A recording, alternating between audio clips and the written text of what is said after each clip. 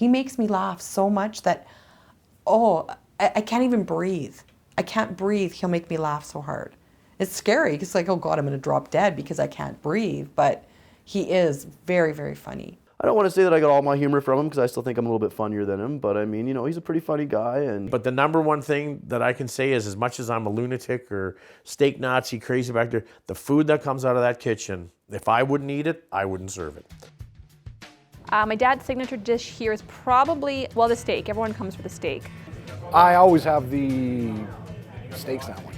The steak sandwich is pretty well known around. My favorite I always come here for is the hacksaw cut. Their steak sandwich is second to none. Don is famous for his steaks. Well, at one time I used to help Don cut meat because he cuts his own steaks. He gets the butt and cuts them. And I mean, every day, you know, he gets his fresh meat dropped off at the place, and then he whips up the knives and he goes to work, and you know, he chops it all up for a couple hours. Cut them up. Like I say, people come to Hacksaws and they like it. If you like it rare or medium rare, you get a nice thick steak like this. If you want it medium well, medium, you get a thin steak like this. And they're all like, people, no one can ever say that they look the same, because they don't. Because every steak is cut just the way you cut on the butt. You gotta cut different angles, different ways, and gets these beautiful cuts going. And I mean, that's the nice thing, is they're all handcrafted. You know, everyone's gonna have their own unique little edge and knick-knack and all that about it, right? But his steaks, there's just something about when he cooks the steak. It's just, people come all the time. They come from out of town. They tell him that they're always perfect, perfect. Nobody will cook a better steak than Don, ever. And he's probably cooked, I don't even know how many.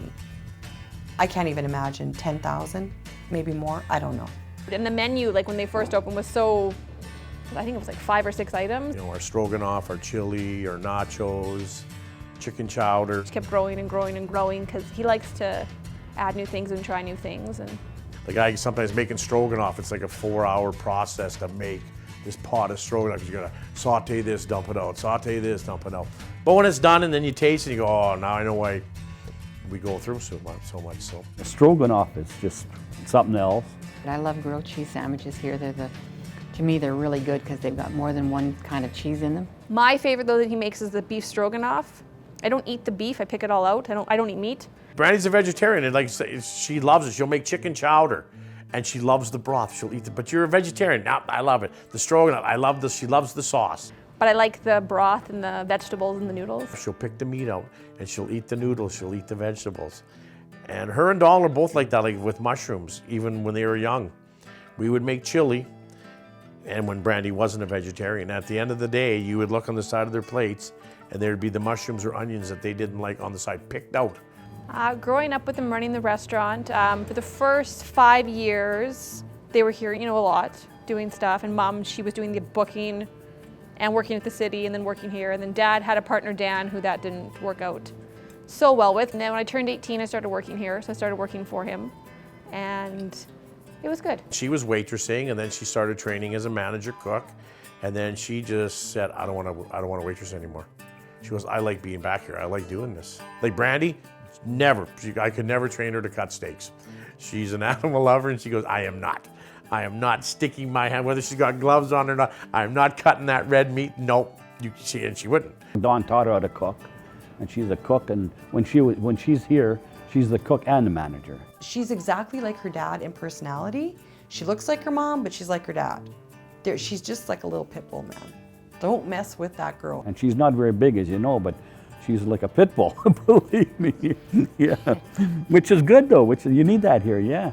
She worked till she had our first grandson, Noah.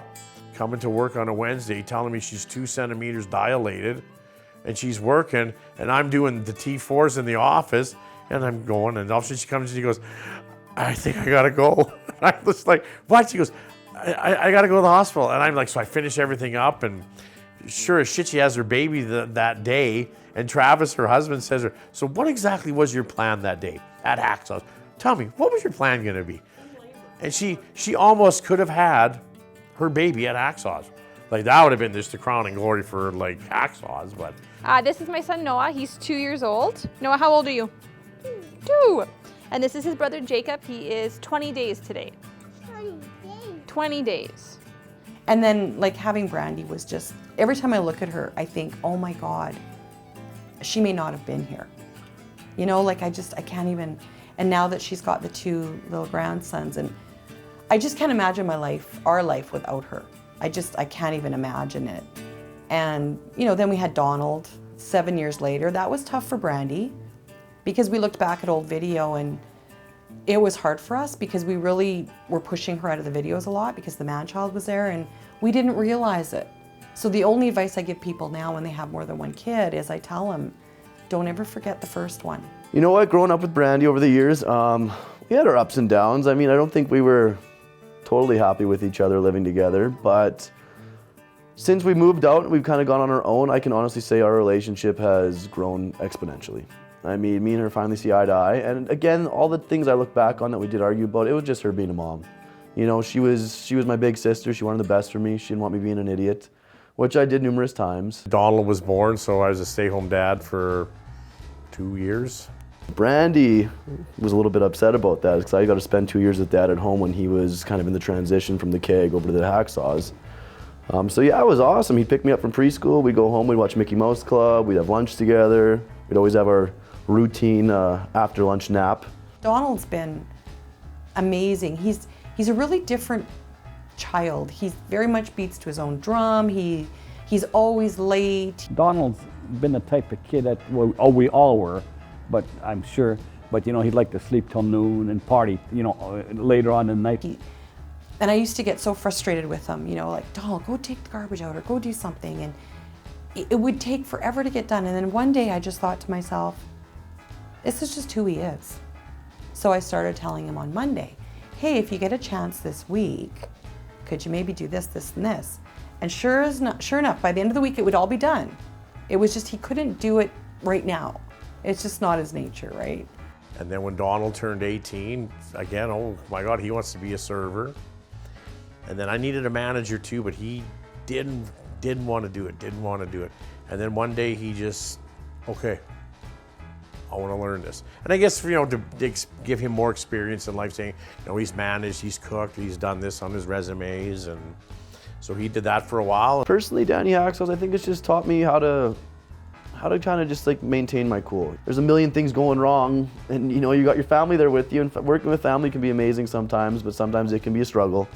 He learned from me. Like, he tells me, no, you should come, I can teach you some stuff, Dad. I don't want to say that I got all my humor from him, because I still think I'm a little bit funnier than him, but I mean, you know, he's a pretty funny guy. And But now this helped him. Hey, he's got to be here at, you know, 9 o'clock to clean up, and he was managing and cooking too for a while. And then one day he got offered a position at a liquor company, and to be a general manager. I thought, holy Jesus, right out of the chute, you're going to the top. And to be honest, I thought, no way. How can you start at the top? Like, you've never been at the bottom. The kids, I believe, went gung-ho into it. They supported their parents. It meant a lot of, you know, a lot of hours spent in the pub. You know, your weekends, your nights are taken up. But even in that, though, I think they've adjusted quite well to that. They just supported the business. They were there to support their mom and dad, and also as they grew older, they were able to implement ideas. my grandparents, they've done everything. Not everything, but they've helped out all the time. You know, they've come in when we've needed them. They've just always been there. And I mean, I can't, again, say enough good things about Grandma and Grandpa, not even just on a pub life, but just on my life. I don't know what I'd do without them. My mom and dad are incredible. Like, you give them a task and it'll be done like right away, and they'll do an amazing job. Dad would be fixing stuff and painting and you know, fixing ups. I'm pretty good handyman at things. So you know, certain things Don needs done, I fix up here and fix up there. I try to fix up. just unbelievable amounts of work. Like they're like old school workhorses, right? You don't get that nowadays. And they're always there. Like I could phone them at any time of the day, any time of the night, no matter what it is, and they will drop what they're doing and they will be there. Oh, my mom and dad have always been a big influence on me. My mom, she's been passed away now for 10 years, and my dad's always been there for me. He was kind of the financer. Well, both mom and dad, it was their money. So when we first started out at the pub and lending us money, when I got our house, lending us money, they've always been there, like whatever we needed. Mom was always a stay-home mom. She taught, like I say, I have two older brothers, Bill and Ken, so she dealt with us. And then when we had Brandy and Donald, Mom was the potty trainer. She was the one that, you know, trained everybody. My dad's always been there. You know, whenever you phone him, he has to look at his day timer. They say, Dad, here we're having to, hold on, I gotta check my day timer. Well, you're 88 years old. But his life is like, when my mom passed, she told him, don't change anything. Keep doing what you're doing. And he goes and sings at the old folks' home. And he said, yeah, I'm going to sing for the old people. And I'm like, Dad, you are an old person. Like, oh. And he's, you know, yeah, I go sing for them and they love it, so. My Auntie Shelley's been here since, I think since they opened. Shelley's been with us since day one. Auntie Shelley's a character. I love my Auntie Shelley. She was the party child when she was growing up, and I kind of was that too. So me and her kind of see eye to eye on a lot of things. My sister, my twisted sister. Nope, Shelley's been an interesting ride. Like we've had fun times together. We've had rough times together, but you know, she's been there. I would do it again in a heartbeat, but I'd probably change some things. She's been very lucky, I think, that she works here. In her younger days, you know, she liked to party. So I think she was very lucky that her brother-in-law was her boss. I don't want to talk about that. Yeah, we're not going there. She's got an infectious personality. Infectious. Like when she laughs, the whole room hears her, you know? Like she walks into a room and people look like, no, she's loyal and she's been with us 20 years. Everyone loves her here, like the regulars she worked every Friday, and if she's not here, they ask, where's Shelley, or they call, is Shelley working today? And if she's not, they don't come down. Like she's got her customers that just love her, so she's done very well here. Without him, like I say, without Brandy, June, you know, Donald, all the family, Shelley, mom and dad, June's mom and dad. It's just been a family business since day one. Holy shit!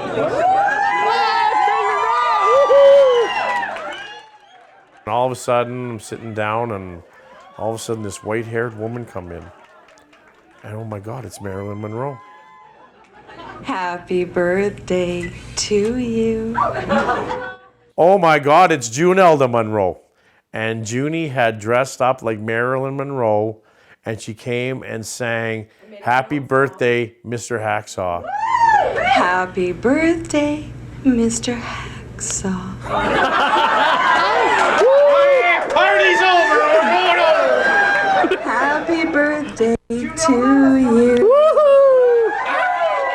I practiced that song in front of the mirror for, I bet you, a month. And it was just like, oh my God, I could not believe. The whole bar was blown away. Like, here he is, and she sings this song. It turned out really, really well. And I love that. Like, every time I see it, it's not because it's me, it's because I know how much he liked it. Like, it was something different for him. Oh, that was very nice.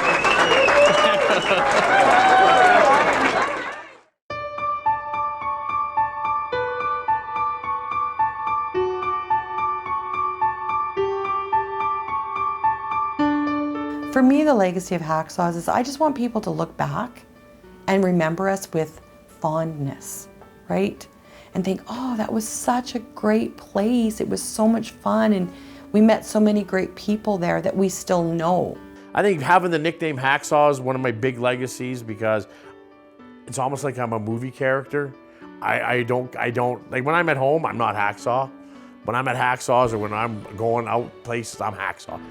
I hope his legacy when he leaves, that he was a good friend to, again, a lot of the regulars are his friends, and that he was a good boss and just a good overall guy. You know what? I think the legacy of Danny Hacksaws will always resonate for years to come, regardless of what happens, if we sell the place, who buys it. People are always going to remember the good times. They're going to remember the 20 years of what we did. Mom and Dad have just made such an impact on so many lives of that place. I just think it'll stand the test of time. Describe this place in one word, I'd say, for us, happy. I don't know. Again, it's hard. You can't say one word. Family? I would describe Danny Hacksaws as family. Oh, for sure. Yeah. Oh, for sure, it's like family. It is family. Family. Yeah, it's absolutely family. Crazy. You can't keep it forever, right? You just can't. So it's bittersweet. It's going to be hard. We'll have a really big party, which will be nice, right? But yeah, it's going to be tough. I think the saddest moment will be when we have to close the place down. I think I don't know what they're going to do when the pub eventually closes, because their life is centered around around the pub. So I'm worried that when the pub closed, there'll be that void in their life. But I know she said when the pub does close eventually, they want to go travel a lot and stuff. So that'll be good to keep them occupied. I think they'll deal with it. I mean, I know it's going to be tough on all of them. Because it's such a part of us. Like the fact, I said to Dawn, I can't imagine not going there, walking through the door, serving a drink, like not having our family functions there. Like it's going to be odd. But again, you know, the friends they've developed, I don't think for a second they're not going to see these people after the pub closes. I'm glad I'm never going to know you guys after everything's said and done. I always joke that with them. When we're done, I always say to them, I go, you know what? You'll never see me again. I ain't phoning you. I ain't talking to you.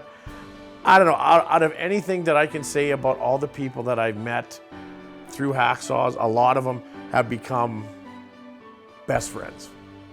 Like it wasn't, tearing up a bit here. I've met a lot of really good people through Hacksaws that if we didn't own Hacksaws, I never would have met them. My life would have been different. And Hacksaws has been a great part of my life, 20 years, like, and the people I've met, and a lot of those relationships are still going on, and they're going to continue to go on even when Hacksaws is done. Thank you so much for everything, seriously. Like Dawn and I are more than grateful. We could never have done this without you, ever. Meeting people and the friends that I've made, I can't take that back.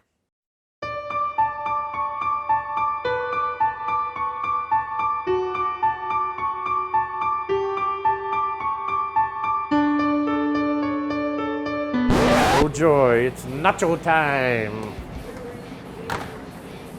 We rang in a full nacho, then we rang in another full nacho. Oh, but then it gets better. Then we rang in 2 half nachos and a big bad, and a big bad's another one that he has to build. He just about lost his shit, man. And it's not even busy for food tonight. Could you imagine if it was like busy for food tonight, like a normal, like, you know what I mean? Oh my God, he'd have been, you'd have saw him stroke out back there.